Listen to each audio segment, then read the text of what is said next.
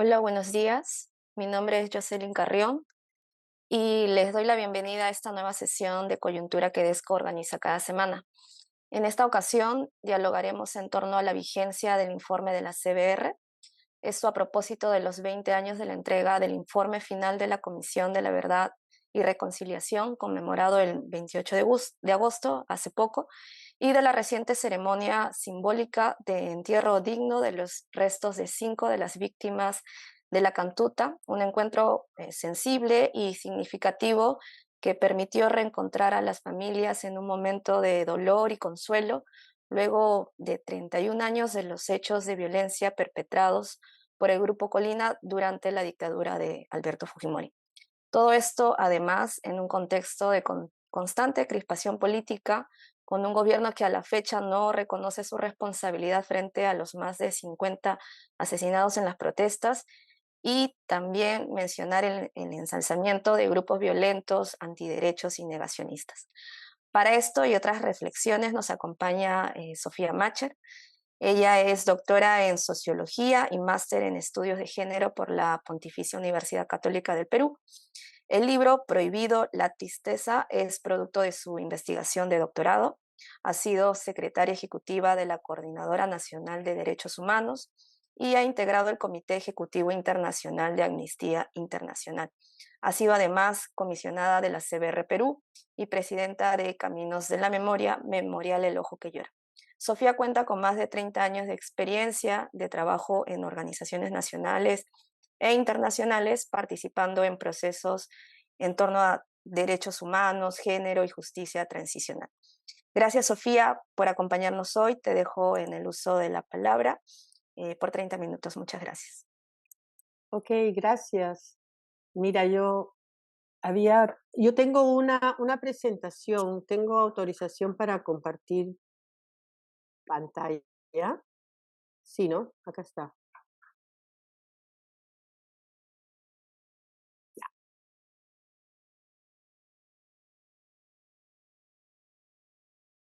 Mira, lo que yo voy a hacer, espérate que me acomode.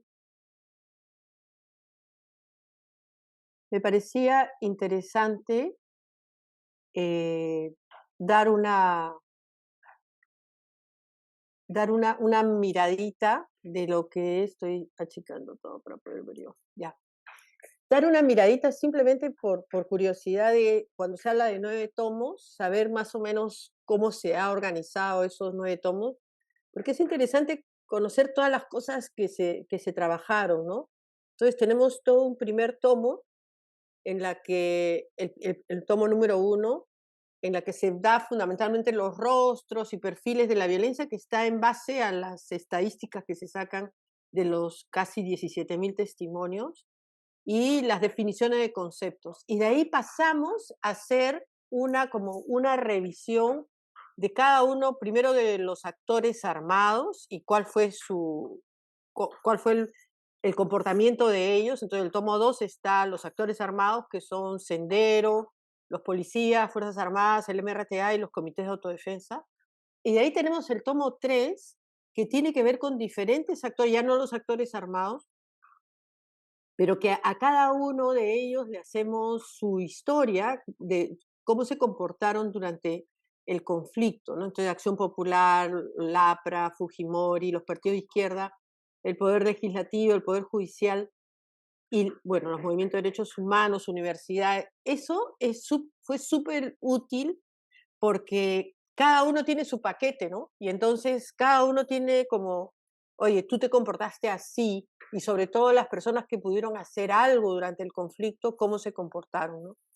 En el tomo 4, que también es otro esfuerzo súper interesante, es los escenarios de la violencia que no es, no o sea, cada región tuvo un proceso particular, se vivió de diferente manera, y ahí está eh, lo, lo, lo manejamos así, ¿no? Me parecía como, pesado, no puedo mover esto de acá. Ya. Ya el tomo 5 son 23 estudios en profundidad y esto lo dirigía Carlos Ivate Gregori, y son estudios de casos, de eventos que cambian el rumbo de la historia. Y entonces es del proceso de la guerra, ¿no? Entonces, cada uno de ellos es súper rico. De ahí hay los patrones de violaciones de derechos humanos, en el tomo 7, 73 casos en la línea de violaciones de los derechos humanos, sino que ya más documentados uno por uno. Y al final, el tomo 8, se explica por qué fue tan violento el conflicto.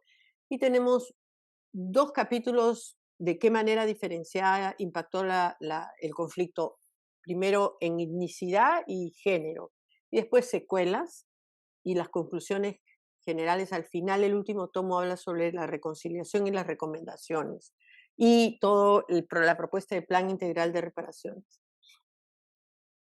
Ya, las recomendaciones de la Comisión de la Verdad se dividen yo las he dividido en 3 partes.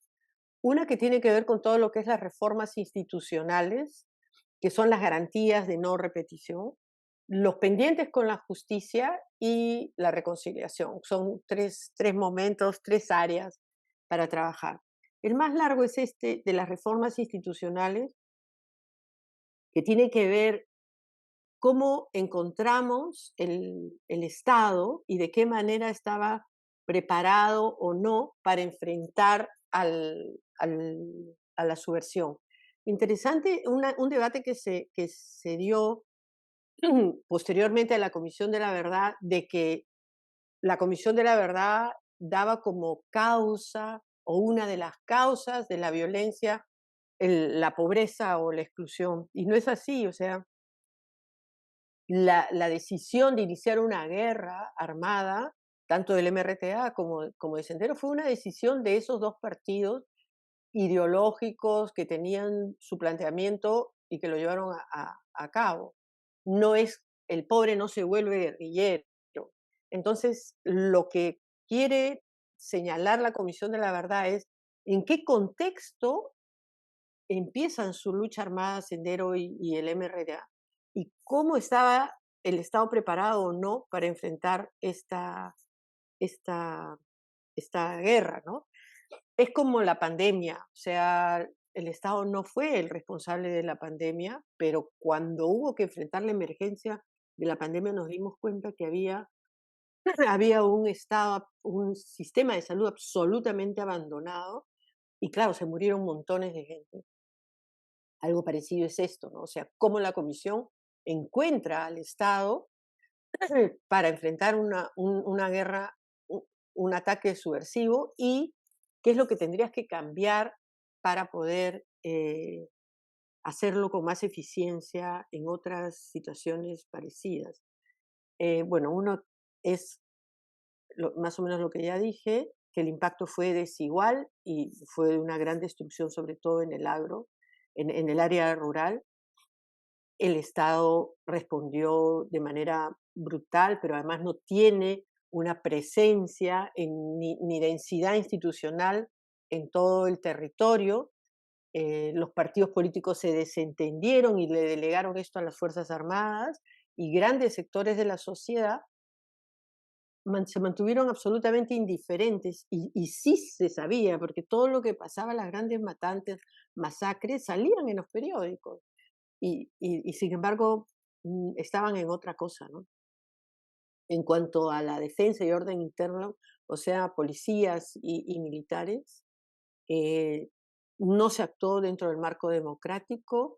Las Fuerzas Armadas fueron enviadas con una logística absolutamente precaria, y cuando uno lee esto, lo puedes aplicar a lo que estamos viviendo ahora. Serias limitaciones en el servicio de inteligencia. Los comandos militares subordinaron a la policía, sobre todo durante los 90 con Fujimori, ¿no? Y, y claro, las Fuerzas Armadas golpeó a Sendero, pero para eso produjo serias violaciones de derechos humanos inicialmente. El sistema de justicia garantizó la impunidad.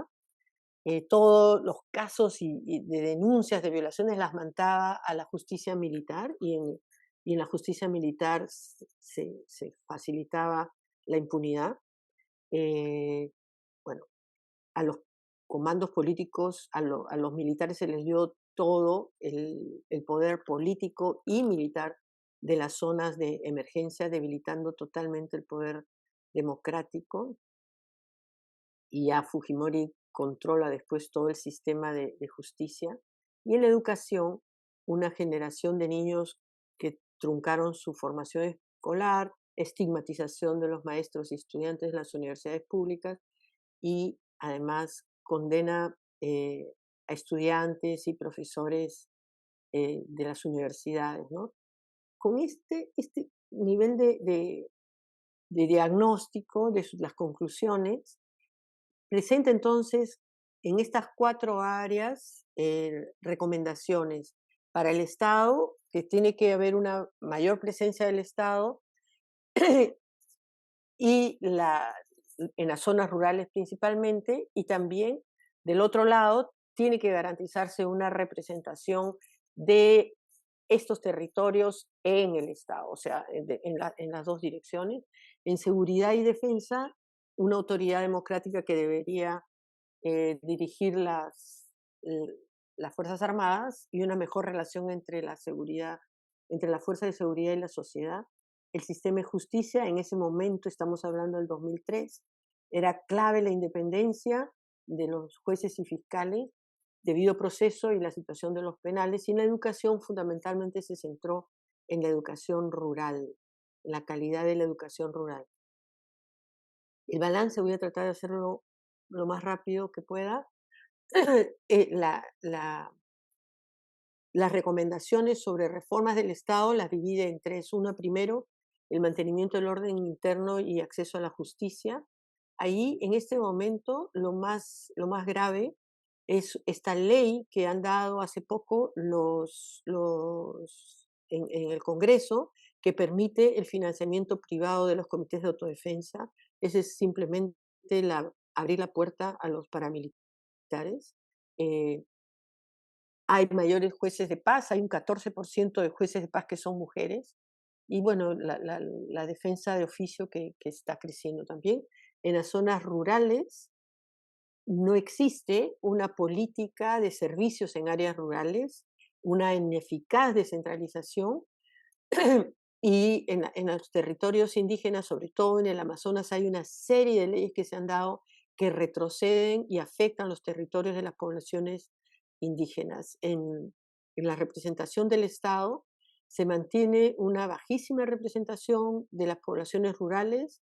eh, no hay, los movimientos regionales están totalmente desconectados de los partidos políticos nacionales, entonces estamos partidos en agendas.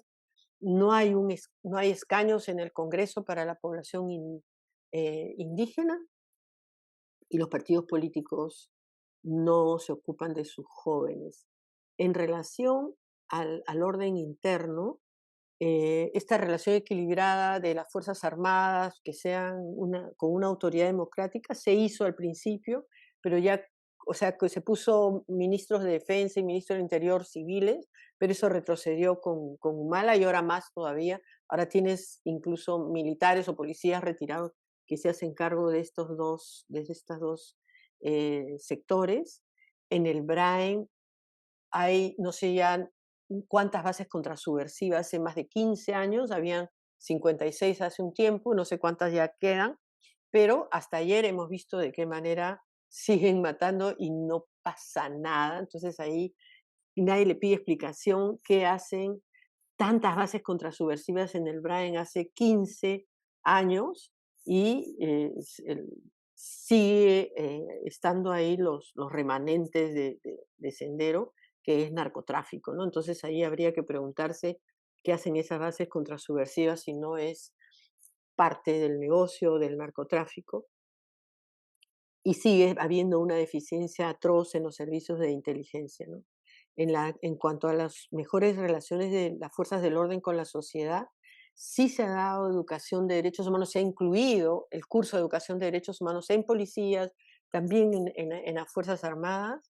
Y sin embargo, hay protocolos del uso de la fuerza, y sin embargo, estamos viendo en las últimas movilizaciones, estos protocolos no sirven de nada porque no están realmente internalizados en la formación. Y la formación de derechos humanos no puede ser un curso teórico, sino tiene que ser fundamentalmente práctico, ¿no? Y de formación. O sea, a veces muy, muy deficiente.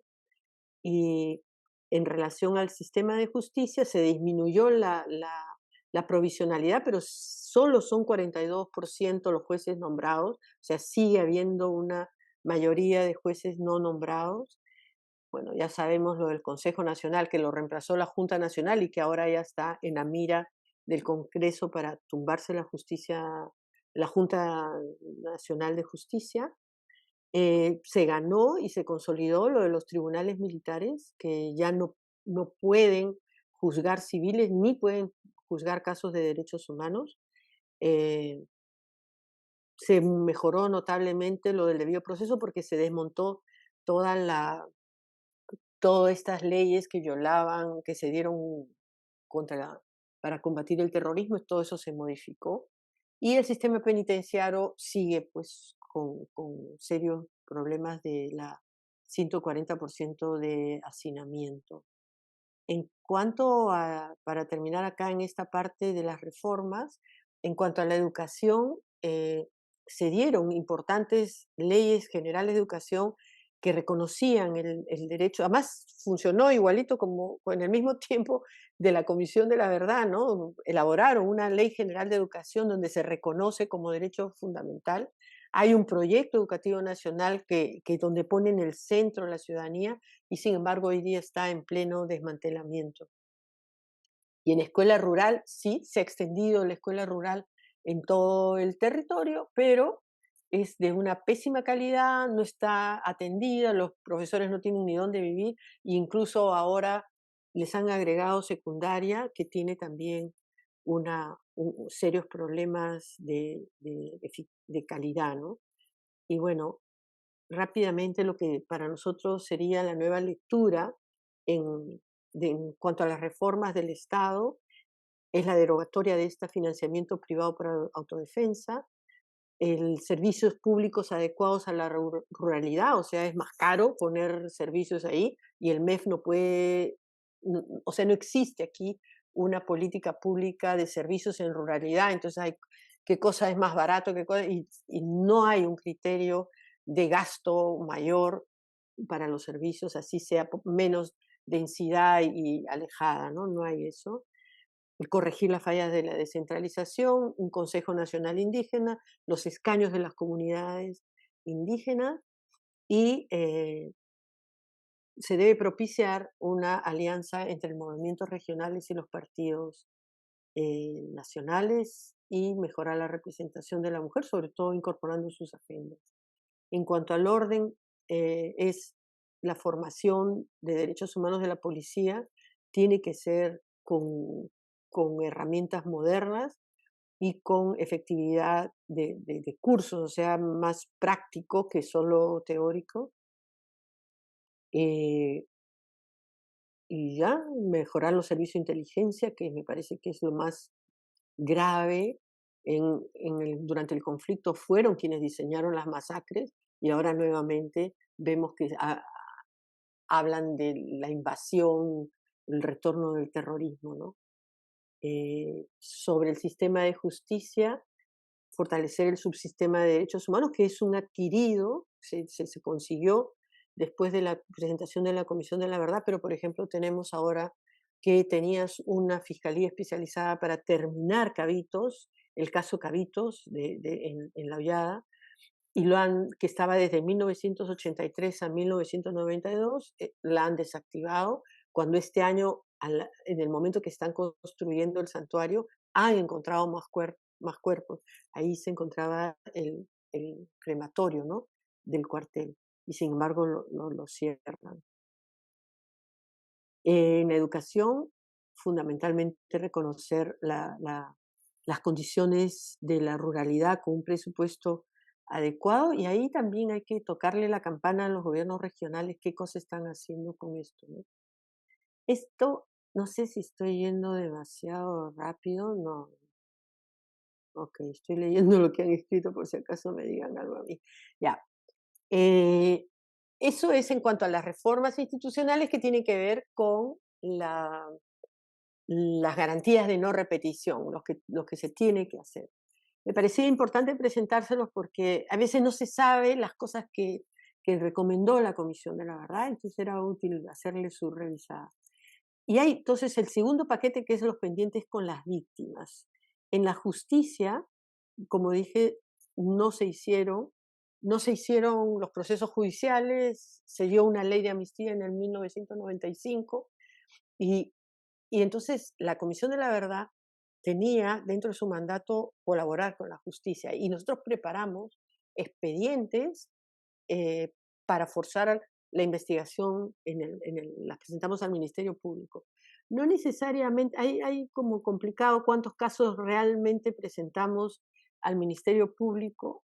Yo tengo 43 porque tengo la carta que adjuntamos al Ministerio Público, pero hay otros que se presentaron separados, o sea, sube a 47, pero después eso se subdivide, o sea, no hay que hacer mucho caso en el número exacto de casos, pero sí la fotografía de qué es lo que ha pasado en 20 años. En 20 años, de los 43, 16 tienen sentencia condenatoria, unos 4 tienen sentencia absolutoria y 14, o sea, casi el 50% de los casos presentados en relación a los... Ay, no lo he cerrado esto, perdón. Están en algún momento del proceso de juicio, o sea, en diferentes momentos del juicio. O sea, después de 20 años, seguimos con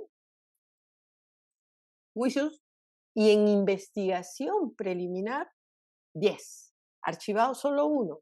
Pero te das cuenta, o sea, en 20 años sigue habiendo, si tú tomas esto de en algún momento del juicio, más los que están en investigación preliminar, o sea, que están todavía en la fiscalía, que no los han enviado a los tribunales, es la mayoría, o sea, esa es una cosa increíble la lentitud y además las sentencias, se han hecho varias sentencias, más de 100 sentencias, 60 condenatorias, pero los condenados están libres, o sea, no los han capturado. Entonces, para aquí se tiene que ver alguna manera de acelerar todos estos procesos, acelerar el conjunto de los casos que quedan. O sea, no hay tampoco una voluntad de hacerlo, ¿no? O sea, que el Poder Judicial o el Ministerio Público haga una base de datos y no sé si consolidar en un caso, pero por lo menos tener una estadística de qué están cuántos tienes en curso, qué es lo que falta con ellos y acelerar, ¿no? También hay nuevos casos que son después del 20 y que habría que también integrarlos. El otro tema con las víctimas son las reparaciones. Nosotros presentamos en el 2003 un plan integral de reparaciones y este fue asumido totalmente por una ley que se dio en el 2005. Importante señalar que después de la Comisión de la Verdad, porque cuando nosotros hicimos este trabajo para elaborar la propuesta, diseñar la propuesta de reparaciones para presentar al gobierno, hicimos talleres por todo el país con las víctimas, primero informando sobre su derecho a la reparación, después hicimos un borrador y volvimos a hacer una segunda rueda de talleres por todo el país para chequear si estaban de acuerdo con los programas de reparación. Y eso, una de sus consecuencias es que terminada la Comisión de la Verdad había 300 organizaciones de víctimas, ya eso ha disminuido, pero fue un impacto inmediato. Ese es típico de nuestro país, ¿no? O sea, hacemos organización inmediatamente, además la organización nacional, o sea, esas fue una consecuencia. Antes era solo ANFACEP y otro grupo en Lima, y sin embargo ahora hay montones, ¿no? Y fue una presión muy fuerte para el Congreso, que lo aprobó por unanimidad, claro, para aprobarlo por unanimidad, excluyeron a los subversivos. Entonces los subversivos no están comprendidos en esa ley. Ellos tienen, porque sí se reconoce que han sufrido violaciones a los derechos humanos los senderistas y emerretistas una vez detenidos, pero ellos se les deja la vía judicial regular y no la vía administrativa rápida que es esta ley. Y incluyeron a militares y policías. Fíjate, solo muy rápidamente para no tomar más de mis 30 minutos, fíjate la cifra gigantesca, si la queremos verlo en dólares, que siempre impresiona más, son 317 millones de dólares que han gastado, sin contar al equipo de SEMAN, lo que le cuesta al Estado el equipo de SEMAN, que no es tan grande, pero está desde el 2005 y tiene 3 oficinas. Estos, casi el 100% está en las reparaciones económicas. Salud, casi también 71%, casi 72%, pero es el SIS, que es parte ahora toda la población está en el SIS, o sea, no hay ninguna diferencia. Y lo que era para las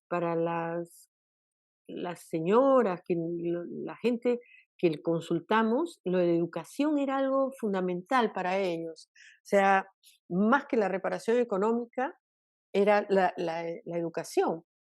Y eso solo está en 7% de ejecución.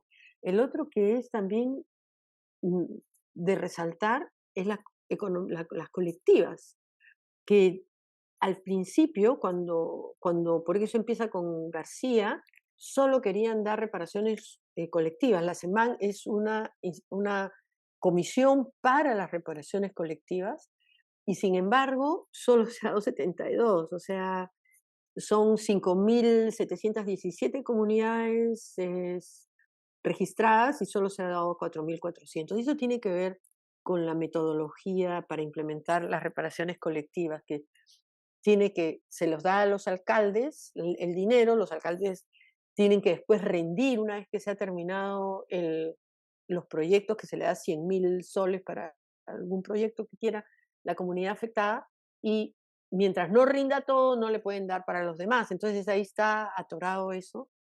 Y lo de los desplazados, que es también una cosa metodológicamente muy complicada, porque estás hablando de que se les da la reparación colectiva a las organizaciones de desplazados que ya pasaron 40 años y ya ni siquiera se ven y algunas hasta se detestan, entonces tampoco es eficiente. La nueva lectura para esto es, primero, realizar una evaluación a fondo de cómo se ha implementado la reparación, porque si tú preguntas a las víctimas que han recibido su reparación si se sienten reparadas, ninguna se siente reparada. Eso podemos hablarlo si quieren, si quieren profundizar en eso, ¿por qué? Se han dado protocolos para acciones diferenciadas de mujeres y población LGTBI. No se sabe si es que se están aplicando de acuerdo a estos protocolos. Ampliar el periodo, porque esto alcanza la ley solo hasta el 2000 y realmente hay más víctimas después del 2000. Debe haber una política pública de reparaciones porque se ha burocratizado. Entonces los programas, la semana, lo que hace es coordinar con los demás sectores y no tienen una conciencia de qué cosa significa la reparación. Y para terminar con esto de las víctimas, entonces la búsqueda de personas desaparecidas, se ha creado, ¿no? La ley, esta ha sido la última que se dio, de las recomendaciones de la comisión. Recién se aprobó en el 2015 la ley de búsqueda de personas desaparecidas con un enfoque humanitario, y ya, el RENADE es la encargada de la investigación de esta Dirección General de Búsqueda de Personas Desaparecidas, que funciona en el Ministerio de Justicia y Derechos Humanos. Hasta ahorita hay ya 21.918. Estas es unas estadísticas hasta febrero de este año, sí, o a diciembre de este año.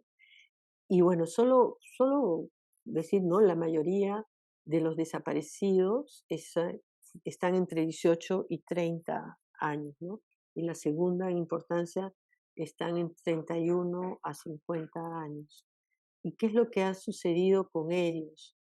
Ellos la dirección de búsqueda ha segmentado ha puesto categorías y de las que están concluidas solo es el 7.4%. En lo que ya se presume su paradero, o sea que están avanzadas, su ubicación es el 30% de ellos. Y se desconoce totalmente el paradero, es el 6%. Y si tú sumas sin detalle, se desconoce, o sea, la gran mayoría de los casos no lo vamos a encontrar nunca, ¿no? O sea, yo creo que acá hay un 30% que todavía puede estar con posibilidades de encontrarse, 6% que se sabe que son ejecuciones. Este es otro lío, pero no les meto en más lío porque esto es una cosa de la dirección utiliza otras categorías que los organismos de derechos humanos no están de acuerdo porque meten ejecuciones extrajudiciales, sino que no desaparecidos, sino que no están, el cuerpo no lo han encontrado, pero saben que está muerto y no es detención, desaparición. Bueno, pero esa es, entonces al final solo tienes 7% recogidos. Ahí hay es ampliar el plazo de búsqueda, se deben abrir archivos que permitan la ubicación y reconstruir la historia de estos desaparecidos. Tiene que hacerse con la ayuda de los familiares. Hay que proteger los sitios de entierro ya registrados. Hay más de 5.000 sitios de entierro registrados y en la medicina legal hay una cantidad enorme de restos socios. En un momento eran más de 900 personas que se hicieron mal las investigaciones y ahora no se les puede ubicar. Y entonces tú tienes que, en todos estos que están en cajas en el Ministerio Público, tienes que volver a empezar toda esa investigación a ver si logras encontrarlos. Bueno, y el banco genético que está avanzando muy lentamente. En reconciliación lo paso, solo es para la comisión era una aspiración de nuevo contacto, nuevo pacto social, y yo creo que eso es tener un horizonte lejísimo. Entonces me parece que convivencia es mejor para partiendo de las diferencias, ponerte a conversar. Y en cuanto a la memoria, se necesita una política pública de memoria que no existe. Miren, acá he terminado con mi presentación. 30 minutos, exactamente. Eso es, o sea, he sido rapidito, pero bueno, les he presentado todo el panorama y genial si conversamos y empezamos a ver. Gracias, Sofía. Sí, ha sido muy interesante poder hacer esta revisión, ¿no? Un poco que nos permite también actualizar el estado de la situación luego de 20 años y más, como mencionabas, también teniendo en cuenta el contexto en el que estamos, en donde al parecer no, el Estado en general no ha aprendido de, de este recuento de testimonios que eh, se materializa en este informe y seguimos viendo hechos vinculados a la violación de derechos humanos, ¿no? Yo pediría, por favor, que puedan ir levantando sus manos o dejando o prendiendo sus cámaras para pedir la palabra e intervenir, pero ya teníamos en el chat también unas consultas y preguntas de Patricia Pinto. Ahorita lo leo mientras alguien se anima a levantar la mano. Patricia Pinto comentaba que los partidos políticos son cascarón, son de papel, hay una crisis de representatividad. Los movimientos regionales también son marcas que aparecen en las elecciones, no tienen vida partidaria ni ideológica, para lo único que serviría su reunión con los partidos nacionales sería para hacer negocios o lobby, que es lo único a lo que se dedican ahora los partidos en el Congreso. Y también nos dejaba una pregunta: ¿por qué nuestro país es tan frágil que esta memoria esté incorporada en la ciudadanía? Ella se pregunta eso, no sé, tenemos a Pilar Arroyo, ha levantado la mano. Adelante, Pilar. Buenos días con todas y todas. Un especial saludo a Tofi, vieja amiga. Hola. Yo tengo cuatro cosas. La primera es una disculpa porque estaba en el micro y no sabía cómo apagar el micro y hice bulla al comienzo, pero ahora ya estoy en la oficina.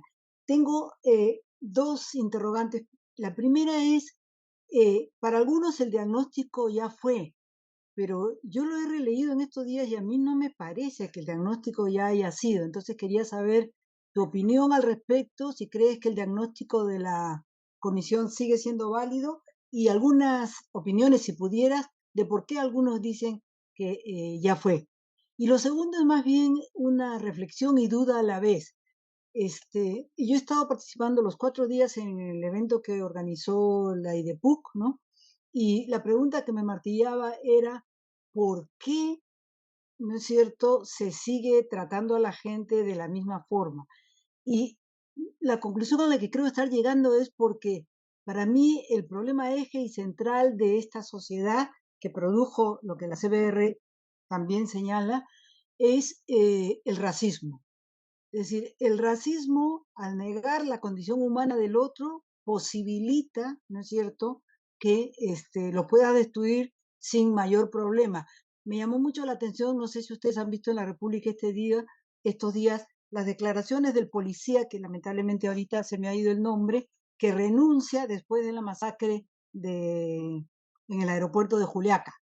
Y él dice que cuando regresaban del aeropuerto en el carro, ¿no es cierto? Las expresiones de los policías era qué bien que están muertos, son unos cholos de M, unos serranos de porquería, ¿para qué sirven, no? Y si uno ve la facha de estos policías, pues parece que no se miran en el espejo, ¿no? Entonces, quisiera algunas reflexiones tuyas al respecto. Y lo último es más bien felicitarte por todo tu testimonio de estos tantos años, ¿no? Bregando en un tema que de por sí es muy difícil. Gracias. Gracias, Pilar. Tenemos a Espectacular. Eduardo. Adelante, Eduardo. Gracias. Gracias, Sofía, por tu presentación y por tus reflexiones. Yo quiero abrir el tema a un asunto un tanto áspero que tiene que ver con el tiempo que estamos viviendo. A ver, la última encuesta del IEP lo que mostraba es que apenas el 38% de los encuestados conoce el informe de la Comisión de la Verdad. Ese 38%, el 42% dice que la labor de la Comisión de la Verdad fue negativa, apenas el 26% dice que fue positiva y hay 23% que dice que no fue ni positiva ni negativa. La mayoría de quienes conocen el informe de la Comisión de la Verdad son mayores de 40 años, son fundamentalmente hombres y son muy clara y mayoritariamente urbanos. Y hay un porcentaje significativo de quienes sostienen que la labor de la Comisión de la Verdad fue negativa, que se autodefinen o se ubican en el espectro de la izquierda. Entonces, esos datos que son duros y que tienen que ver obviamente con el tiempo que estamos viviendo, y me gustaría tu opinión sobre el asunto, debieran hacernos reflexionar sobre qué es lo que pasó entre ese informe, que es el único intento significativo en la historia republicana de este país en donde desde el Estado, y yo diría a pesar del Estado, se trata de entender qué somos y por qué vivimos lo que vivimos. Y el informe, cuyos méritos son indiscutibles, y que supuso el compromiso de una cantidad enorme de gente muy valiosa, lo que proponía era una lectura de lo vivido a partir de la memoria de las víctimas. Ese informe debió ser apropiado por la clase política. Y la clase política es obvio que no tuvo mayor interés en ese informe, al extremo que cuando yo trato de pensar en nombres que desde la política eh, trataron de aludir y de aprovechar el informe, me viene a la cabeza casi un solo nombre, que es el de Díez Canseco. Eh, y cuando pienso en la sociedad, más allá de la Coordinadora de Derechos Humanos, tampoco es que encuentre en la sociedad una fuerza, un interés y una preocupación, una capacidad de movilización del tema. Y mientras asistíamos a esta debilidad que existió, me da la impresión en los tiempos de la coordinadora, y en fin, lo puedo decir acá porque en su momento lo decía públicamente, en donde en la Comisión de la Verdad, si hay tres roles, sin desconocer a todos los demás, que valoré siempre, son fuera del rol tuyo, el rol de Carlos Iván de Gregorio y el rol de Loco Tapia, ¿no es cierto? Porque los dos forzaron a su manera cada uno el poner en agenda algunas de las definiciones más duras que mi intuición me decía que debían generar ruido en la interna de la Comisión de la Verdad, insisto, sin desconocer los méritos de todos. Ahora, lo que ocurre es que en 2010 aparece una nueva lectura, que es la lectura de las Fuerzas Armadas, el libro de, hoy día creo que es Coronel, en ese momento sería otra cosa, el libro de Freire, que se llama En honor de la verdad, en donde de alguna manera la explicación que se da al comportamiento de las Fuerzas Armadas, de alguna forma son malos elementos y desquiciamiento. Hecho el asunto inteligentemente, yo estoy entre los que le conceden a Freire, más allá de su locura, un nivel de cierta buena intención. Y posteriormente, en una historia de la Marina, Ortiz le dedica un capítulo a este asunto, en donde enfila contra la clase política y enfila contra los sucesivos gobiernos, porque dice, sin instrumentos y sin ninguna estrategia y con el abandono de la clase política. Lo que trato de decir es que aparecieron desde las Fuerzas Armadas otras lecturas y ahora asistimos, digamos, a la fase historieta, que es la que se ha instalado y que tiene, digamos, su momento más visible en este panfleto sobre la Constitución que han preparado las intelectuales Moyano y Sí. sus otras secuaces en el Congreso de la República, sin que pase absolutamente nada. Entonces, en un momento en el que la disputa por la memoria, en un momento en que desde la derecha de este país la lucha en fin, ya es concederle demasiado a la derecha, pero en fin, por la hegemonía cultural, que es el discurso que tienen las derechas globales y que es lo que ha aprendido la derecha nacional tras leerlo a este farsante argentino que se llama Agustín Laje, ya, en ese contexto, ¿cuáles son los desafíos que tenemos como sociedad? Porque es claro, lo que tenemos como partidos, que pueden no merecer el nombre partidos, pero son los partidos que tenemos, y lo que tenemos como sociedad civil es bastante, digamos, limitada y precaria, y nos obligan a pensar a- al lado de los pendientes que tú has señalado, cómo desde los espacios en los que nos movemos y ocupamos, empezar a actuar y responder en un escenario que no me gusta, pero me da la impresión que así es, estamos perdiendo por goleada ante el sentido común de la gente. Eso, muchas gracias. Gracias, Eduardo. No hay nadie más que haya levantado la mano, así que Sofía, por favor, Sí, te invito. Gracias. sí, sí, sí, porque ya es bastante. Eh, Mira, primero para dónde estaba, para dónde he apuntado las preguntas sobre lo que hablaba Pilar, ¿no? Eh, yo creo que el diagnóstico, por supuesto, por supuesto que hay modificaciones enormes, ¿no? El país ha cambiado en 20 años, actores, etcétera. Pero yo creo que fundamentalmente el corazón de los problemas que se plantean en el año 2003 por la Comisión de la Verdad siguen intactos, que es justamente, creo, desde la creación de la República, ¿no es cierto? O sea, este racismo, un país dividido, eh, un, unos, un Estado que no está presente en el área rural fundamentalmente, la falta de representación, eso sigue idéntico y es como fue la conclusión número uno de la comisión, ¿no? O sea, esta fue la conclusión número uno conclusión una de la comisión fue, este es un país, el conflicto fue el más grande, extenso de la República, porque lo comparó las cifras con la guerra con Chile, y lo que muestra es un país dividido con una tremenda exclusión. Eso yo creo que lo podemos volver a leer exactamente igual. Lo que ha cambiado es la gente en esos territorios.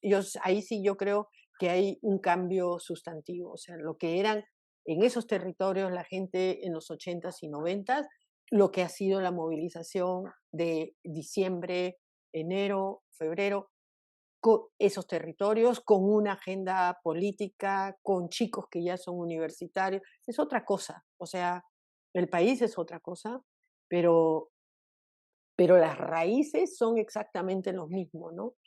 Otro diagnóstico idéntico es la incapacidad que tienen los políticos para resolver problemas sociales y cómo se desentienden con lo que llamamos partido político, porque tenemos que llamarlos de alguna manera, sabemos qué son, pero son, seguimos llamándolos así, tenemos un sistema que los llama así, y la cosa es que se apoyan nuevamente en los militares para resolver los problemas exactamente como se hizo en el año 83, pero además los servicios de inteligencia. Yo creo que los servicios de inteligencia siguen jugando un rol nefasto, de poca profesionalidad, que siguen diseñando al enemigo ¿no? Lo diseñan y crean toda una sensación por lo menos en estas últimas movilizaciones, del retorno del terrorismo, pero que no es solo eso, sino que creo que tiene que ver con unas narrativas que existen dentro de las Fuerzas Armadas, dentro de la policía, que no se han modificado. Y entonces siguen siendo, por ejemplo, siguen sintiendo que los organismos de derechos humanos son unos tontos útiles que favorecen a los terroristas, que no los entendemos, que los perseguimos, que más bien no les reconocemos su victoria. Pero creo que mira, yo te pongo un ejemplo cuando estábamos organizando en el LUM una muestra temporal y que hicimos las esquirlas del odio y le pedimos a la DIRCOTE que nos preste para ver las cosas eh, que habían capturado de Sendero Luminoso, sus cuadros, sus cosas. Y no querían, estaban desesperados, aterrados.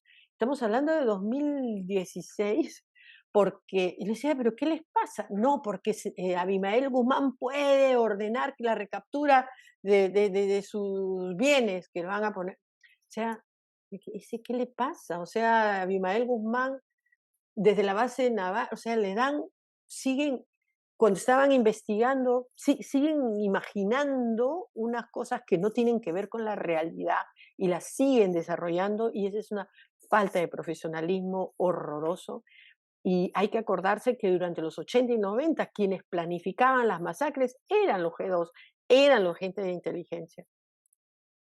eso yo creo que hay, y así la descentralización, hay una lista de los problemas de toda la vida de este país que siguen intactos.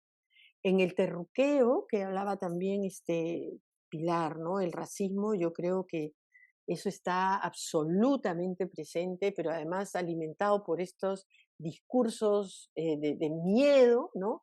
Y que vienen los serranos a invadir Lima, es idéntico, ¿no? O sea, se sigue, o sea, no hemos avanzado nada.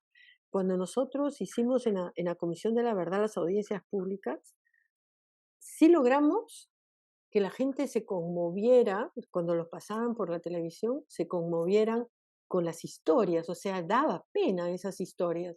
Pero hicimos una investigación también qué pasaba con la gente que había visto las audiencias. Y era, claro, mientras escuchaban una historia triste les daba pena, pero de ahí cambiaban y podían ver una película triste, igualito les daba la misma sensación y regresabas con tu vida. No se logró, por más que la Comisión de la Verdad abrió un espacio democrático, trajo esas voces a la esfera pública, no logró convencerlos, ¿no? Y creo que ahí tiene que ver de cómo los medios de comunicación, cómo los políticos utilizan. Quien empezó con el terruqueo fue Fujimori, lo empezó en el 90, y ese terruqueo era el opositor político, era así de sencillo. Sabían que todos los terrucos ya estaban en la cárcel, pero ellos seguían usándolo para eliminar al enemigo político. Y esa narrativa sigue funcionando idéntico, y por eso da tanta preocupación el nivel de especialización que tienen los servicios de inteligencia en las Fuerzas Armadas y en la policía. Totalmente precario.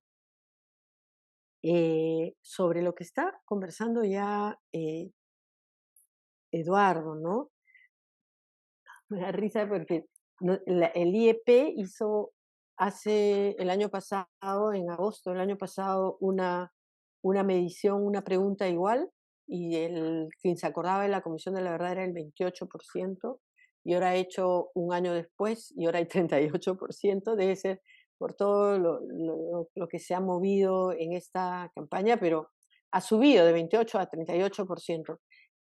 Para mí que 38% se acuerden de una comisión que desapareció hace 20 años me parece un montón.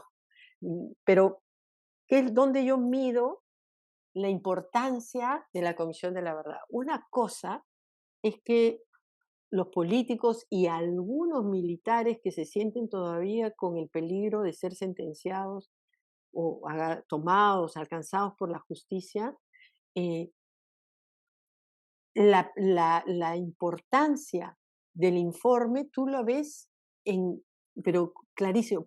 Por ejemplo, en todos los juicios, tanto del MRTA como de los agentes del Estado, todas las sentencias que se han dado están basadas en el informe de la Comisión de la Verdad, lo documentado por la Comisión de la Verdad. No hay un solo abogado que haya podido rebatir lo que se señaló en el informe, lo que se documentó en el informe. O sea, para mí ese es un indicador de éxito contundente, de importancia. Una segunda es políticas públicas, o sea, se dieron una serie de leyes inmediatamente que terminó la Comisión de la Verdad. Se reconoció por primera vez el desplazamiento forzado como una violación de derechos humanos. Existe un área para atender a ello. Otra cosa, que tengamos un Estado absolutamente incapaz e ineficiente y que lo que hace es menos que cero, pero existe. Tienes las leyes de reparaciones que siguen funcionando, que han gastado 317 millones de dólares y las víctimas no se sienten para nada reparadas porque les dan 10.000 soles y les abren una cuenta bancaria en el Banco de la Nación y le dicen anda, recoge, y tú firmas un recibito. Ridículo, es ridículo, pero existe y se sigue gastando. Tienes la ley de búsqueda de personas desaparecidas, que es una parte de la estructura, se modificó la estructura del Ministerio de Justicia y Derechos Humanos, se creó una dirección general para que nadie la pueda desaparecer. Entonces siguen, y siguen ahí buscando. Se han dado las leyes del banco genético, etc. Entonces sí sigue habiendo, o sea, para los funcionarios públicos, el informe de la Comisión de la Verdad sigue siendo un informe oficial que es usado para todas las políticas que tienen que ver con el tema del conflicto. Incluso está en el colegio, está en la currícula. Otra cosa es que no lo apliquen, pero está en quinto y secundaria, se encuentra también este informe que debe ser estudiado. La otra es la única política que existe, que se ha aprobado, que está bajo el Ministerio del Interior sobre pacificación y combate al terrorismo, que tiene cero información de qué es lo que han hecho. Toda esa política pública de pacificación está basada en el informe de la Comisión de la Verdad, o sea, es citada en el informe de la Comisión de la Verdad. Entonces, en el sector público, en el MINSA es, después de la Comisión de la Verdad, hay protocolos, hay toda una líneas de trabajo de salud mental para los afectados de la violencia. Otra cosa es que cuando llega a la DIRESA para implementarse lo que se ha planeado para salud mental de las comunidades, destinan la plata para cualquier cosa y no habilitan lo que tienen que hacer. Pero esos son avances contundentes y todo se ha hecho a partir de la Comisión de la Verdad. Se ha abierto una serie de temas y políticas que eran inexistentes antes. Otra cosa es la ineficacia del estado en que nos encontramos. El otro, cuando tú hablas, Eduardo, sí, sobre lo negativo y quiénes, en la encuesta del IEP, quiénes aceptan o conocen la Comisión de la Verdad, limeños, fundamentalmente urbanos y más bien clases medias, ¿no? Clases medias y altas, que son los universitarios. Hay una cantidad enorme de tesis universitarias, una cantidad enorme de producción académica sobre este periodo. O sea, en la academia se ha seguido desarrollando estos trabajos que tienen como base o han sido motivados por el informe de la Comisión de la Verdad, y en arte ni se diga, hay cientos de películas sobre el periodo, hay novelas, etc. Entonces, es innegable, por más que no se mencione la Comisión de la Verdad, es innegable su impacto. Yo creo que hay una cantidad de información enorme que todavía se sigue, incluso no para consolidar lo que dijo la Comisión, sino incluso para rebatirla. Pero es un tema de desarrollo absolutamente que nos tenemos que sentir que sí hicimos la tarea. La Comisión de la Verdad nunca se le planteó cambiar los problemas de este país, no lo puede hacer, ni lo va a hacer. Yo creo que yo sí creo que estamos perdiendo la pelea, tenemos una sociedad civil absolutamente dividida. Yo no sé si tiene que ver, ligándolo a Sendero y el MRTA, no sé si tiene que ver que también necesitamos, o sea, necesitamos saldar deudas con esta ideología totalitaria o estos conceptos de democracia. Yo no sé hasta qué punto esto nos afecta de alguna manera en que no tengamos ideas claras, por ejemplo, de por dónde llevar, por dónde demandar las movilizaciones, ¿no? He escuchado a alguna gente que decía, no, nosotros no hemos apoyado esas movilizaciones que venían de Puno porque las estaban moviendo los ultras, ¿no? Los Movadef, los CONAL. ¿Qué te pasa? O sea, no hay forma de hacerse una sola agenda. Yo no sé si es que la respuesta, escuchaba yo a Verónica Mendoza en una entrevista hace unos meses en que le preguntaban sobre la coyuntura, qué es lo que pasaba. Y ella, la única respuesta que tenía era la Asamblea Constituyente y que se tenía que hacer la Asamblea Constituyente con representación directa, ¿no? O sea, un soviet, un soviet supremo, o sea, y con eso vamos a resolver los problemas de este país. Creo que eso no lo tenemos resuelto. no hay una cosa clara sobre qué vamos a hacer con la democracia, por dónde. O sea, quieres hacer un frente y te vas a sentar con Cateriano. ¿A dónde lo tienes a Cateriano? ¿En qué categoría lo tienes? O Marisol Perestello, que ya renunció al PPC, pero votó y hizo campaña por Keiko. O sea, ¿le vas a poner así la cruz? O sea, creo que estamos totalmente desarmados en cuanto a claridad de por dónde queremos llevar y resolver los problemas de seriosísimos retrocesos en, en lo que son las políticas públicas que ya se habían ganado, ¿no? En educación, en justicia. Entonces, están copando todo y nosotros nos seguimos peleando, seguimos sin tener posturas claras, estamos divididos y sí, y creo que tiene que ver con, no sé si necesitamos debatir más y ponernos más de acuerdo sobre conceptos, ¿no? Por dónde, qué significa democracia, quiénes son tus aliados, quiénes son tus enemigos, ¿no? ¿Qué es lo que queremos cambiar? En fin, no sé. Gracias, Sofía. ¿Alguien más desea participar con su comentario o alguna consulta? Por favor, no olviden levantar sus manos. Em, en todo caso, vuelvo a retomar una pregunta que se quedó en el chat sobre cuán complejo es para los peruanos, bueno, parafraseando la pregunta, poder trabajar en torno a la memoria, ¿no? Eh, Patricia Pinto justo nos dejaba esta pregunta: ¿por qué nuestro país es tan frágil que esta memoria esté incorporada en la ciudadanía?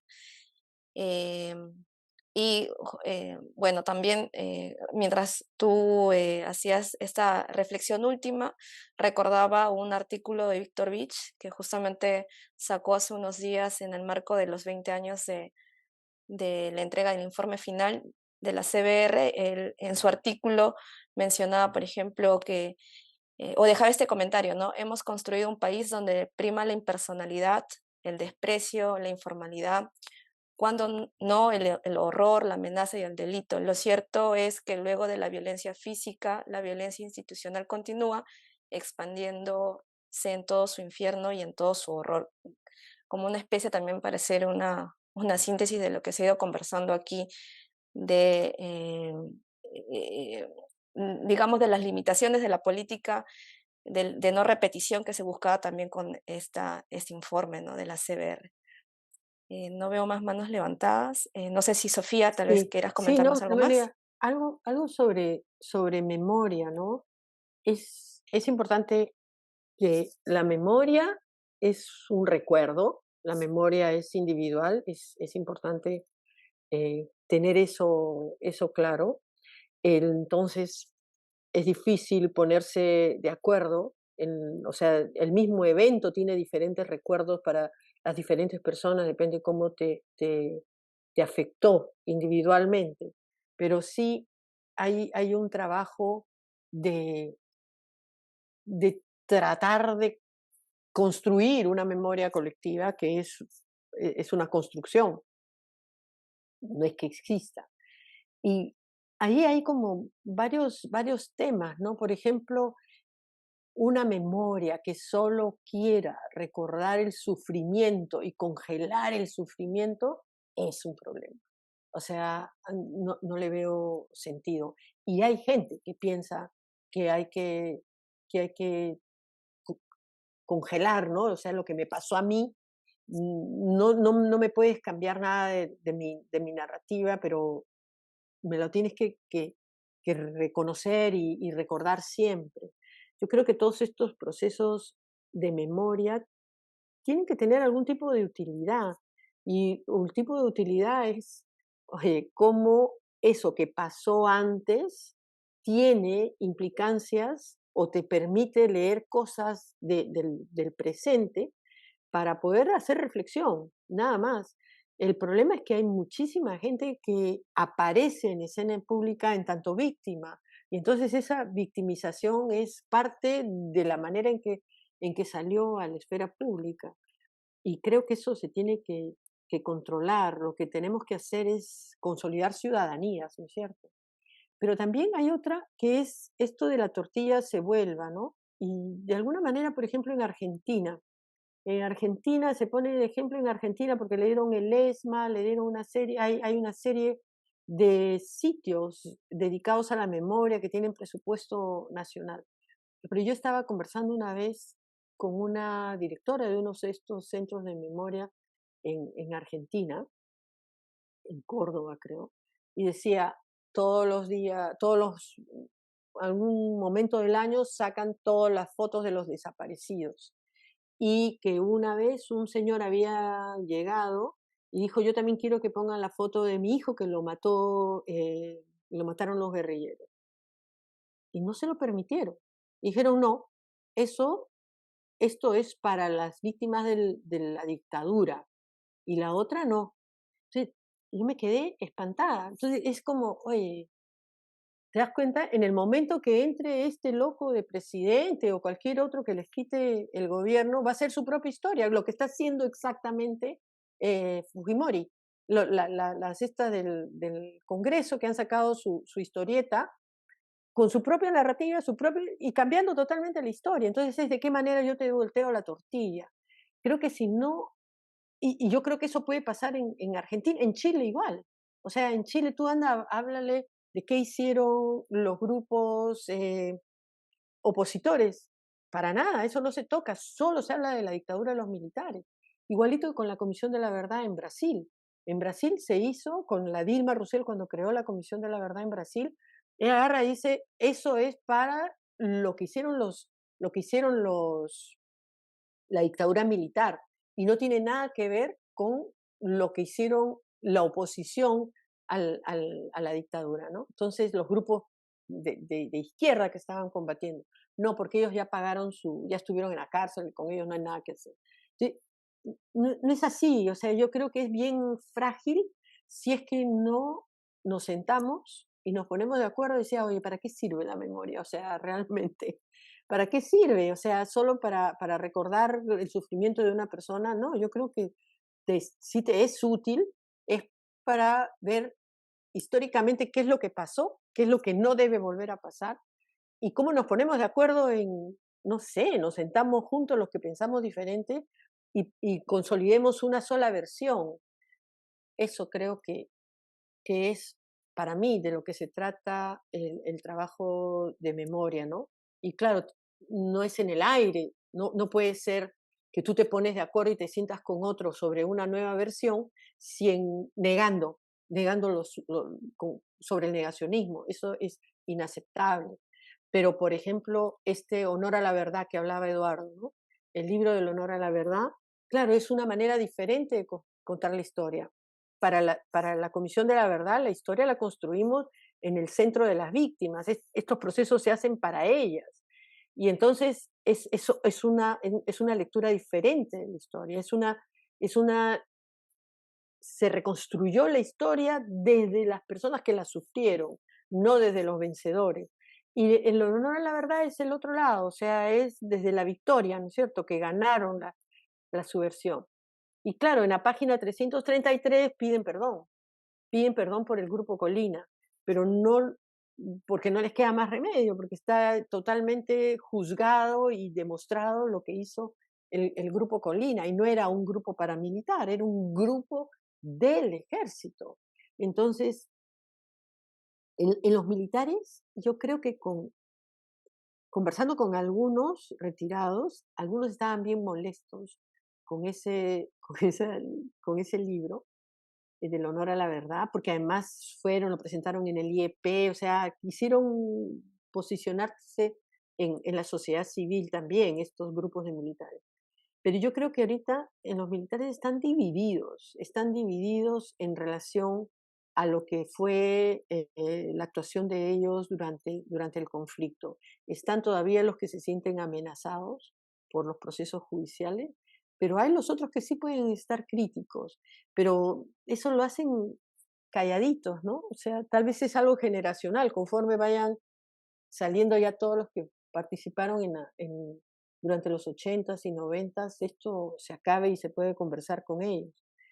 Pero de alguna manera tiene, o sea, se repite de alguna manera la historia con esto de la Dina Boluarte, que cuando aparecen las 49 muertes a manos de policías y ejército, dice, yo tengo mando pero no comando. Es exactamente lo que hicieron antes, o sea, se lavaron las manos. Y yo creo que eso sí trae molestias y los mandan sin nada, ¿no? O sea, ver estos policías reprimiendo aquí las movilizaciones en Lima y en otros lados, en que con un palo nomás les rompía su escudo, se les salían, o sea, con varas de este tamaño chiquititos que no se pueden ni defender, o sea, una corruptela tremenda para darle lo que necesitan sus policías. Todo eso tiene mucho que ver, ¿no? Con también con algún tipo de molestia frente a los políticos que están en el gobierno y en el Congreso, ayer escuchaba con esto del BRAE que hay algunos que se quejan de que los tienen en el BRAE, en estas bases militares, en que no les dan nada. O sea, en una precariedad total, habría que ver si es que es verdad, pero que no les dan el presupuesto que necesitan. Entonces, ahí hay como, ahí sigue habiendo una, me parece, molestia de las Fuerzas Armadas con los, con los políticos. Solo para terminar con la Moyano, una más de la Moyano, no solo ha sacado la caricatura esa de la Constitución para escolares, sino ha presentado una iniciativa de ley para cambiar el título de la ley 28592 de reparaciones y quiere cambiarla para una ley de víctimas del terrorismo. Y claro, toda la fundamentación de su proyecto de ley lo basa en el informe de la Comisión de la Verdad. Y después dice, o sea, hay que ampliar el periodo y todos estos que se han movilizado y que han hecho los destrozos durante enero, febrero, diciembre del año pasado, son actos terroristas. Entonces, y quiere incorporar a las víctimas de ellos, ¿no? O sea, sigue habiendo una manipulación terrible de parte de los políticos, ¿no? De parte de los políticos. Y yo no sé hasta qué punto los militares no son totalmente conscientes de esta manipulación, ¿no? Porque tienen que estar de acuerdo, los tienen que tener de su lado, si no, no pueden seguir en el poder. En fin. Gracias, Sofía, por tus reflexiones. Y justo ahí tenemos a Mónica levantando la mano, pero quería comentar que justo también se me venía a la mente lo que escuchamos últimamente muy seguido, este honor y gloria a la policía, a las Fuerzas Armadas que hace el gobierno. Pero este honor y gloria al final también se queda en puras palabras, ¿no? No lo Exacto. vemos materializado en mejores políticas para ellos, políticas de hasta mejores, una mejor formación también para ellos que les Mira permitiría ejercer. la sanidad. Ujú. Mira, ahí hay toda una discusión de la SEMAN, que es el ente de reparación, que está detrás, porque su trabajo es convencer a los sectores que tienen que dar la reparación. Y los más duros, los que hasta ahora no incorporan una, una atención especial para la gente que ha estado en las zonas de emergencia sirviendo y que están traumados, las sanidades del militar y policial hasta ahora no incluyen protocolos. Lo han hecho en el MINSA, lo están incluyendo en salud y los únicos que se resisten hasta ahora son la sanidad de militar y policía, porque ellos tienen su mundo aparte, que tienen su propia sanidad, su propio sistema de jubilación, tienen todo aparte. Y te das cuenta, o sea, yo recuerdo, yo recibí 15, durante la comisión, disculpa Mónica, recibí durante la comisión de la verdad el testimonio de 15 infantes de Marina. Y ellos, cuando hablaban estaban en Guanta, hablaron cosas terribles y lo que nos dijeron.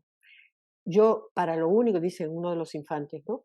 Para lo único que yo no estaba preparado es para que mi institución me dé la espalda. Y para mí, lo único que hacen es que voy cada cierto tiempo a la sanidad para que me den pastillas para dormir. Y punto. Eso es todo lo que hacen con ellos. Entonces ahí hay toda una cosa de, de, de falta de atención y también de que no les dan presupuesto, ¿no? Bueno, y ratería, corrupción. Así es. Mónica, adelante. Gracias, Dios. Sofía, muchísimas gracias por la exposición, súper esclarecedora. Gracias por actualizar este tema de las recomendaciones. Y en esa medida me preguntaba eh, este tema de la vigencia, ¿no? Escucharte ahora es, en efecto, ver la vigencia que tiene el informe. Y es sorprendente la poca interiorización que ha habido del informe. Ha señalado en varios puntos que muchos de los temas de la comisión han sido recogidos en unos y otros sectores para elaborar leyes, para ver disposiciones, eh, pero eso, digamos que parece que apareciera en nichos muy acotados, ¿no? ¿Cómo se extiende eso a la sociedad civil, ¿no? A la gente común y corriente que vive el día a día como lo estamos viviendo ahora, ¿no? Y que, digamos, por los tiempos en los que estamos, parece que hablar de derechos humanos es hablar del diablo, ¿no? O sea, la gente se espanta al extremo tal que eh, muchos piden el retiro de la Comisión Interamericana de Derechos Humanos. Entonces, digamos que ahí como que no hay mucha consecuencia, ¿no? Entonces me preguntaba, ¿qué pudo hacerse mejor en términos de em, hacer que la sociedad recogiera mejor los resultados del informe? No sé si de repente no campañas de comunicación específicas, de sensibilización. ¿Qué más se pudo hacer? Porque quienes prepararon el informe tenían ese trabajo, prepararlo, pero su trabajo quedaba allí. Yo creo que había un trabajo posterior que probablemente no se hizo como se debiera, ¿no? Después, por otro lado, la afectación de las víctimas, cerca de 70.000 víctimas, a eso súmale los familiares directos de las víctimas y se va sumando el, la cantidad de personas afectadas, por no decir el país entero que sufrió las consecuencias de esto que le llaman la guerra interna, el conflicto armado interno, el terrorismo, que hasta ahora no se ponen de acuerdo. Te escuché en algún momento decir, ya no importa cómo lo llamen, el caso es Claro. pongámonos de acuerdo cómo vamos para adelante, ¿no? Em, Justamente, ¿qué probabilidades ves tú, por ejemplo, en gobiernos como el de Dina Boluarte, ¿no? Eh, para tomar este tema a propósito ahora del cumplimiento de los 20 años, porque parece que esto solo lo recordamos cada vez que hay un aniversario y después pues nadie se acuerda y nadie lo toma en cuenta, ¿no? ¿Qué cosas se podrían hacer al respecto ahora? ¿No? Reformas en la policía, reformas en las Fuerzas Armadas, de las que estuvieron planteadas en la comisión, parece que tampoco se han hecho muchas y creo que eran necesarias.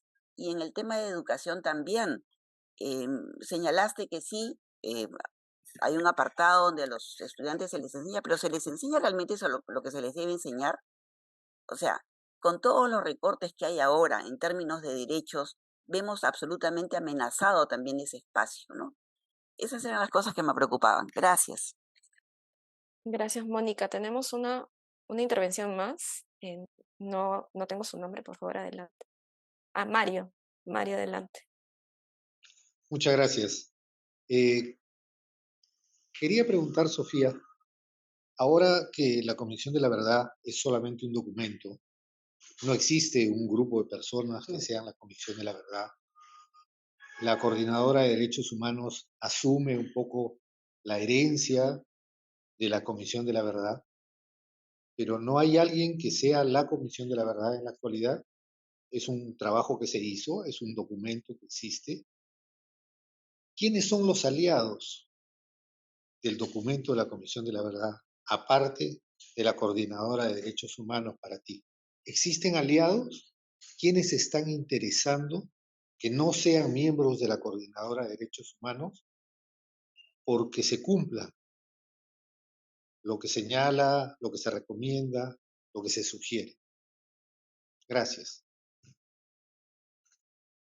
Gracias, Mario. Adelante, Sofía.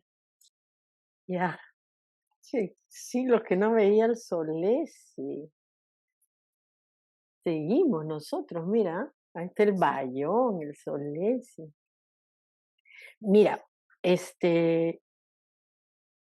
lo de la vigencia y lo de la interiorización en la sociedad es difícil, ¿no? O sea, justamente somos un país tan complejo, tan diferente, pero si tú vas a Ayacucho, que se ha confirmado con el registro único de víctimas, que hay 351.000 víctimas registradas, se ha confirmado las cifras que dio la Comisión de la Verdad, que el 40% de las víctimas están en Ayacucho. O sea, efectivamente fue el epicentro de Sendero Luminoso. Yo acabo de estar en Ayacucho la semana pasada trabajando el balance. Fue impresionante. O sea, ahí no le tienes que contar a nadie qué es lo que pasó. Saben lo que pasó. Se está construyendo el santuario de la Hollada, donde fue el sitio, el campo de tiro de Cabitos, y el gobierno regional tiene que dar la plata. Bueno, ha dado 15 millones de soles, no sé si el nuevo gobernador respetará ese presupuesto, pero lo que quiero decir es, tú trabaja esto en Lima, es una cosa, trabájalo en Ayacucho, es otra cosa, trabájalo en Huánuco, es otra cosa, ándate a Satipo, es otra cosa. Entonces creo que ahí sí tenemos un público segmentado, un país segmentado y que ha vivido de diferente manera el conflicto. ¿Cómo uniformizas? En el colegio. Para mí es la única manera, es colegio. Estos santuarios, estos lugares de memoria son importantes. En el LUM van cantidades de colegios porque está en la currícula. Lo que pasa es que, en quinto y media, lo que pasa es que depende del maestro, si lo trabaja o no trabaja, y todavía hay maestros que tienen un trauma con cuando se les prohibía hablar de sendero en el aula, y sin embargo ahora se les dice que tiene que hablar, en fin. Pero tú tienes también bolsones, ¿no? Bolsones de chicos que los llevan, como el otro día en El Ojo que Llora habían 300 escolares de el JAE, Fe y Alegría y la Casa de Cartón. Entonces también hay como acá en Lima también están segmentados en el LUM, van colegios, y claro, va el Marca, va a esos colegios y les enseñan la historia, les enseñan y les hacen el recorrido del LUM. O sea, todo es disparejo y no. ¿Quiénes son los aliados? Yo creo que los aliados son como gente, algunos en el sector educación y las ONGs, la mayoría de ellos aceptan. Otra cosa es que la debilidad actual de las ONGs, pero mira tú el foro educativo, los tienes íntegramente comprometidos también con el informe, pero son bolsones, ¿no? Son bolsones y la única manera de expandirlo me parece que es en la educación, en el colegio, y es una batalla que, que se está dando, que estamos en pleno retroceso, ¿no? Estamos fregados. Mira cómo están usando lo de Polay, ¿no? Lo de Polay primero que te da una idea de qué cosa es la Comisión Interamericana, que te puede admitir un trámite después de 15 años. No creo que haya habido una cosa política que vamos ahorita a admitir lo de Polay, pero es la Comisión Interamericana. Tenemos nuestra opinión sobre quiénes están en la Comisión Interamericana, que las eligen los estados, no las eligen los ONG ni las eligen los organismos de derechos humanos. Pero esa Comisión Interamericana le tiene también dadas garantías de seguridad para la fiscal de la Nación. O sea, a la Benavides, la tiene protegida, o sea, no es tampoco una comisión que no es, que es un opositor a estos grupos de poder de Perú. Entonces, el uso, por ejemplo, de Polay, no va a pasar nada. Además, es un escrito que presentó Javier Vallerriesta con Mujica Petit y que no va a pasar nada. O sea, puede pasar si es que el Estado es un cretino que no da los argumentos necesarios y la comisión es capaz de mandar esto a la corte y tiene otra connotación. Pero la gente está usando eso por lo de la corte, ¿no? Y no tiene nada que ver, la corte no tiene nada que ver aquí. Pero bueno, ahí estamos en cuanto a quiénes son los aliados. Yo creo que me gustaría pensar que somos más de lo que se piensa y de alguna manera, eh, cuando hemos revisado, cuando les he presentado las recomendaciones de las garantías de no repetición, es la agenda que tienen todos los que tenemos todos nosotros. O sea, la Comisión de la Verdad no inventó nada nuevo. Entonces sigue siendo una agenda pendiente de, de la correcta descentralización, modificar la representación. Hay territorios enteros que no tienen ningún tipo de representación. Yo creo que además hay que actualizarlo, porque ya eso de hablar solo contra el neoliberalismo es abarca solo un pedazo de la crisis y de la situación que nos encontramos, si no incluyes a las economías ilegales que no están incluidas dentro del neoliberalismo, estamos hablando parcialmente, hay que corregir eso.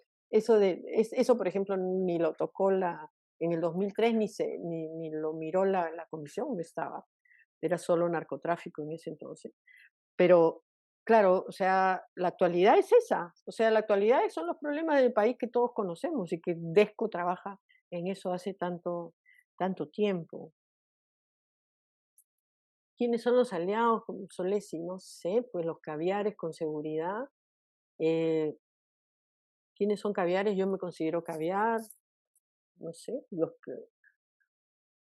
los que tenemos la... Sorprendentemente, hay varios aliados funcionarios del Ministerio de Justicia que tienen estas direcciones, que tienen que ver con reparación, en relación a nuestro tema de víctimas, ¿no? Tienen buenos equipos en justicia, no los han removido. El defensor del pueblo, no sé en qué su rumbo, no tengo idea. No sé si es que por lo menos el adjunto de derechos humanos de la Defensoría del Pueblo sigue siendo el mismo y es una persona recontra ligada al movimiento de derechos humanos, o sea, es absolutamente confiable. No sé si lo removerán, al parecer no los van a remover.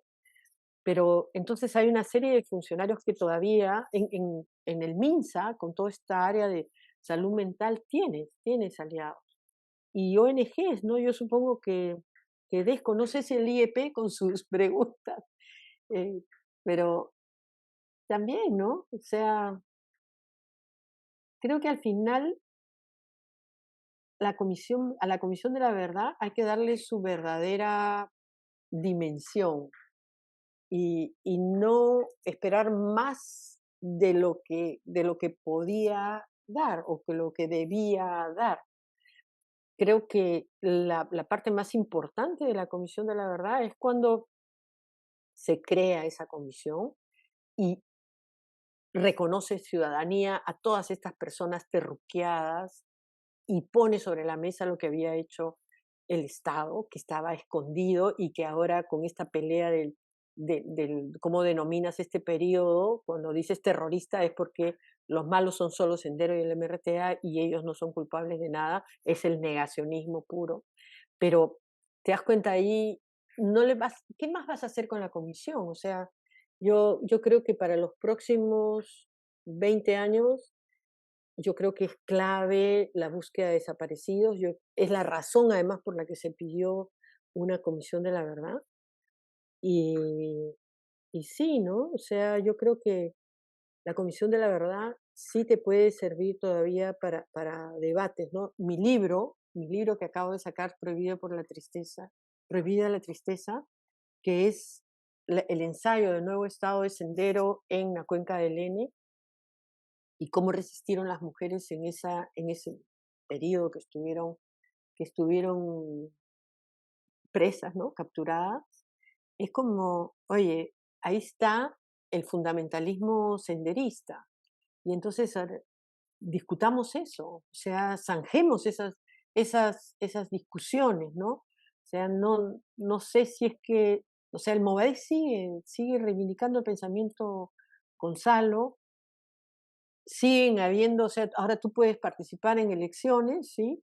Participas, pero no has llegado al a la situación en que te tienes que sentar con todos y que este país lo tienes que resolver haciendo política, discutiendo y no eliminando al enemigo. Entonces, eso creo que todavía no está zanjado y que de alguna manera la Comisión de la Verdad te puede servir en ese debate, ¿no? De la lucha de clases irreconciliable y que la única manera es al asalto del poder y la eliminación del imperialismo yanqui y los empresarios, ¿no? O sea, creo que ahí hay un debate rico que dar todavía, me parece. Aliados, Solés, y yo creo que puede ser Desco.